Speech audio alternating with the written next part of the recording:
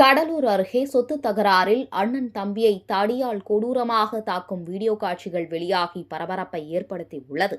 கடலூர் மாவட்டம் பண்ருட்டி அடுத்துள்ள கீழ்மாம்பட்டு கிராமத்தைச் சேர்ந்தவர் முத்துவேல் மகன்கள் சக்கரவர்த்தி, மணி விவசாயியான இருவருக்கும் குடும்ப சொத்து பிரிப்பது தொடர்பாக ஏற்கனவே முன்விரோதம் இருந்து வந்துள்ளது.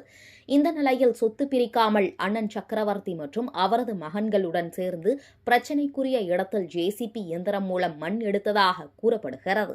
இதை அறிந்த தம்பி மணி சம்பவ இடத்திற்கு நேரில் சென்று மண் எடுப்பதை தடுத்து பாகம் பிரிக்காமல் நீங்கள் எப்படி இங்கு மண் எடுக்கலாம் என கேட்டபோது தகராறு ஏற்பட்டு மோதலாக மாறியது. இந்த மோதலில் தம்பி மணியை அண்ணன் சக்கரவர்த்தி மற்றும் அவரது உறவினர்கள் 4 பேர் சேர்ந்து தடியால் தாக்கியதில் மணி பலத்த காயமடைந்து கீழே மயங்கி விழுந்துள்ளார். அவரை அருகில் இருந்தவர்கள் மீட்டு சிகிச்சைக்காக பண்ருட்டி அரசு மருத்துவமனைக்கு கொண்டு சென்று பின்னர் மேல் சிகிச்சைக்காக கடலூர் அரசு மருத்துவமனையில் அனுமதிக்கப்பட்டு அங்கு அவருக்கு தீவிர சிகிச்சை அளிக்கப்பட்டு வருகிறது. இந்த மோதல் சம்பந்தமாக காடாம்புலியூர் போலீசார் தாக்குதலில் ஈடுபட்டவர்கள் மீது வழக்கு பதிவு செய்து தொடர்ந்து விசாரணை நடத்தி வருகின்றனர்.